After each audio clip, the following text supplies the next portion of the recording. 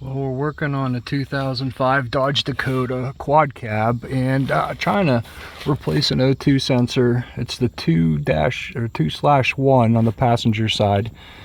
Actually really tight in here, but what we're trying to do is we are trying to, let's see if I can get a better visual of that. You can't, it's like way up there. Very hard to see. I could just see the wires, but you know, really where this thing's at is I'm going through like the wheel well here, getting my hand up on top, and it's located right here. And right now we're looking at the tire. It's a passenger side front tire. And well, I used the O2 tool, the O2 wrench, and we got it broken loose. So now what we're doing is we're chasing the electrical wire. Electrical wire seems to be going upward, and it was attached with a zip tie, the main electrical drop, and now we need to disconnect it here to fully get this sensor out and put the new one in. So that's what we're gonna do. What I had used for this was my trusty tool. This guy. Put this up inside through the wheel well. It seemed like the best place to access it through was right here. I just bent it up a little bit. It's an old truck. I can always, you know, push that back later, but came up through here and I had to use a breaker bar. Funny enough, I used my daughter's monkey bar from the swing set. Worked really well. Gave it a pop, got it loose. Now I'm just trying to get the electrical out.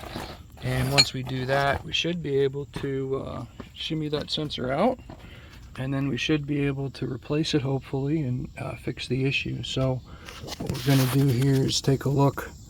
I gotta take that electrical connection and break it now. So I'm gonna have to put the phone down because I can't do it with one hand. I'm not that good, but just as a reference, if it helps anybody else. So somewhat of a pain in the butt to chase down and get access to. So here we go. And success. I was able to pretty much take tab on this side, press it in, kind of wiggle it out, it popped right out of there. So you can see the other end up there, the yellow one. But the video's a little blurry. I'm having trouble focusing. That's pretty tight under here. I only have this guy up in front. I got a cinder block. All right, so back to it. Looks like what I want to do here is try to now pull the sensor out. Well, not pull it out, but I'm going to see if I can, now that I broke it free, if I can unscrew it. And hopefully it didn't break, didn't break in the threads. So we're going to find out real quick, because that would just be a bad day. Everything's all rusted under here, and I wouldn't be surprised if it just snapped off, because that'd just be my luck. So just easy does it, easy does it, easy does it. All right, get the electrical cord on that. Power cord is getting boogered up as I'm twisting, so I'm trying to break the tension with it. If I can get in there, everything's so tight. All right, we got it. Try it again. Keep twisting, twisting, keep twisting. Oh man.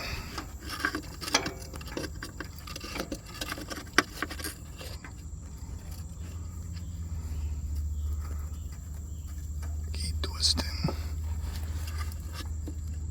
Wow, that's a real pain. It's a real freaking pain.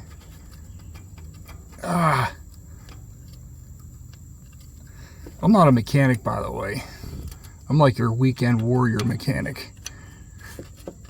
So this is the first time I'm changing an O2 sensor. Of course, it's all on a rusty truck. All right, it's moving. It's just taking a little while to get out of there. I'm sure I could use the other tool, but I don't have much room up there to work that socket.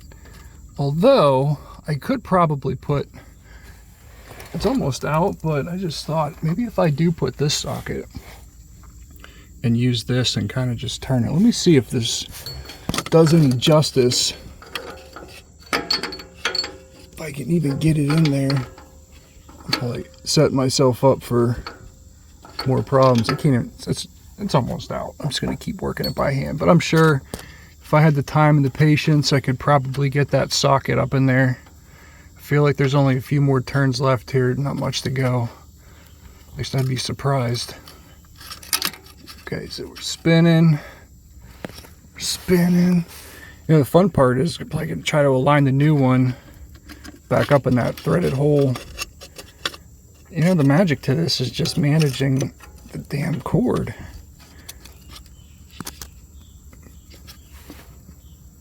Spinning.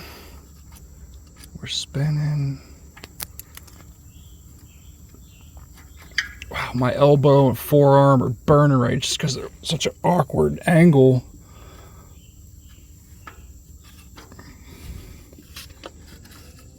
All right. The tension out of that. Keep spinning. Keep spinning. Come on, baby. Come on. Oh, cord got free again. Doing like eighth inch turns, or like 45-degree turns before we got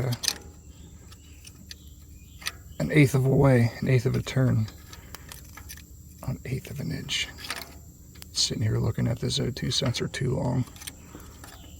All right, come on, baby. Let's get out of there.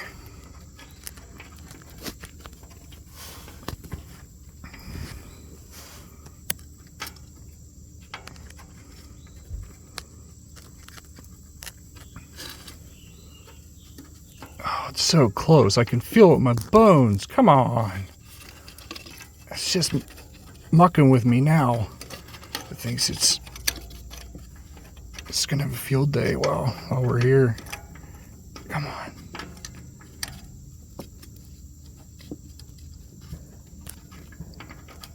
Oh, I think I got it. Oh, success.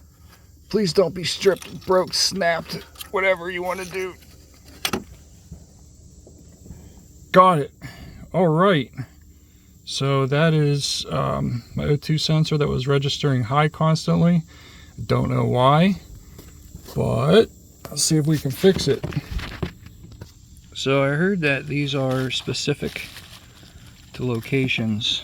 Now again, I'm not a mechanic here, but what I'm going to do is use my best judgment, see which one looks the same, if there's any differences here. It's the first one. Definitely looks different, that's for sure. Just don't really know. I'm not that experienced to determine, but the electrical connector, the electrical interface looks correct. So I'm gonna take a look at these other ones. I got a pack of 4, Amazon special, so we'll see what we got. Yeah, you like that brush? I like that brush too. I like to play with it. You like to play with the wire brush? Yep.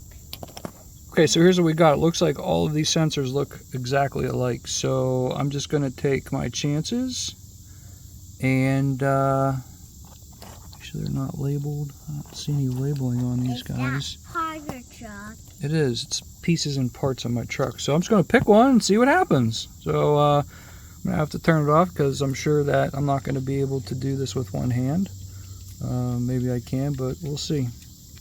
Oh, so I did notice these connectors are a little different. You can see the keyhole slots on the left and right. So the right one is from the factory, it's what I took out, and the left one is the replacement. You can see it looks like it's just a wider channel, so we'll see. So we'll see what happens. You're going to put one. Oh, there's no better time than now. I'll try to get this bad boy in there. So who knows really what's going to happen with this, but we're just going to give it a shot. Can't go wrong, right? It's the only thing I got to go on right now. Now I took the thread protector off, and from what it appears, it looks like this already has some anti-seize, so I'm not going to mess with that. I'm going to leave that alone and use that. We're going to see if we can fish this guy up, get it started, and pray for the best, right? Okay, so here we go. I know Not a good view, but see what we can do. Okay, I'm gonna try to hold the phone with one arm and try to get this in. I don't know if I'm sure you're not supposed to be touching that end, but all right, come on, baby. I gotta bend my hand in really freaking weird ways. All right, I think I got it aligned, and so the threading begins. All right, so I'm gonna pause the video because I'm gonna need 2 hands for this to manage the wires. I'm threading it in. All right, so I went in hand tight as much as I could. Again, the video's probably a little blurry, so let me get a good focus. Either that or it's my eyes. All the rust's falling in my eyes. Ah, my eyes! But that little yellow connector's been smiling at me as I've been turning it. And what I want to do is try to fish that wire out. Get it to where it needs to go. Get it home. And then I'm going to try to crank that thing down. Get it tight. I think there's specific torque on this. Now, I don't have the luxury of checking torque, so we're just going to do hand tight. And it should be all right. I knew how hard it was to take out, so I'll apply that much force putting it in. We should be good. So let's get that lined up. I'm gonna need both hands for this.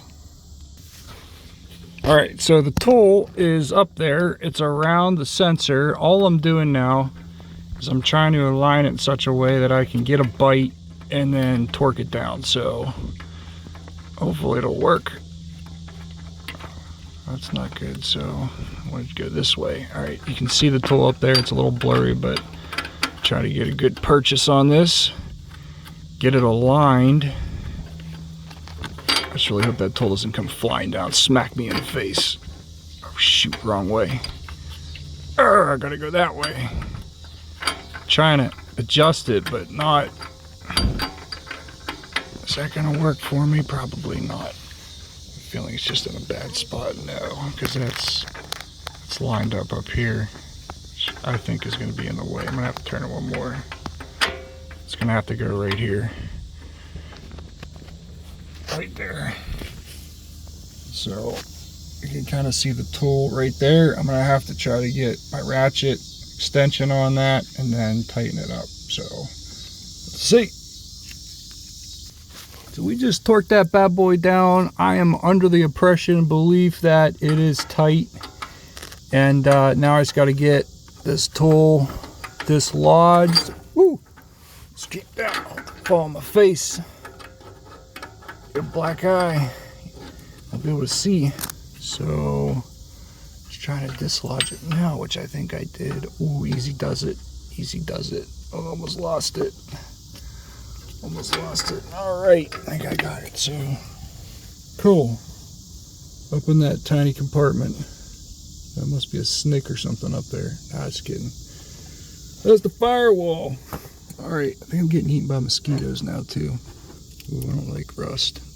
Okay, so final part is to get this up inside, get the connector on it, get the connector attached and mated. We'll fire it up. All right, so I am under the belief that I now have that connected and it's fully seated and it did work. I can provide a link if everything works of where I got this. Really good price. It was like $25 for a 4-pack of O2 sensors. And I know the parts store had them for 40 bucks a pop. So 40 times 4, it's 160 bucks, not including tax. So in any case, we got it connected. Now, my only concern now is the heat dissipation. I don't want that sitting on the exhaust, so I'm going to get some tie wrap it up to where it was before, and try to test the truck out, fire it up, and see what it does. All right, so we'll pause the video to get some tie wraps. Wow, the zip ties are a real pain. It's probably the worst part of this job. All right, I think I finally got the zip ties on after about 15 or 20 minutes of fighting it. Holy smokes, I think we're good. So now, what is that? So now I guess we just fire it up, see what it does, right? It's that easy. It's easy.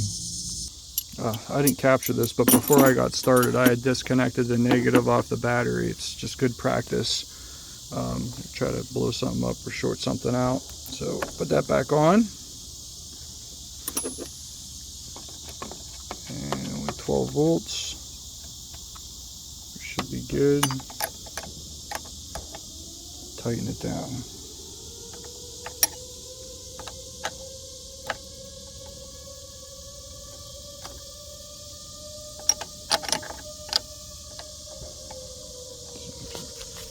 I'm actually right-handed, but I use my right hand. Just make it easier. Make it tight, make it tight, make it tight.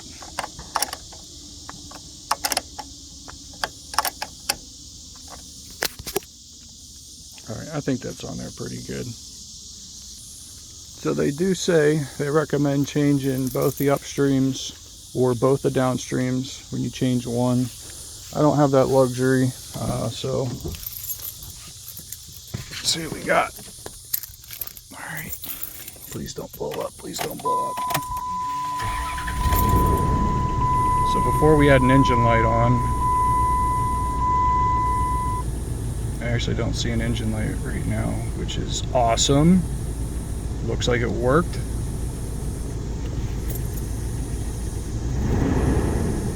Very cool, very cool. I think we fixed it, guys. I didn't show you before, but what happened was, I was driving to work, engine light came on solid, truck seemed to be working fine, drove it for about another week. Next thing you know, come out of a gas station, and my engine light starts flashing, flashing, flashing, and all of a sudden my truck lost all of its power, spitting and sputtering. It was misfiring like crazy.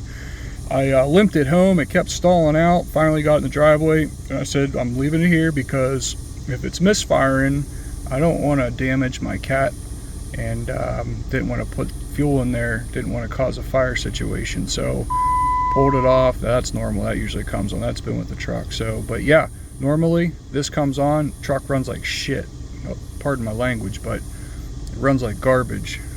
But yeah, it looks like we're good now, so woohoo!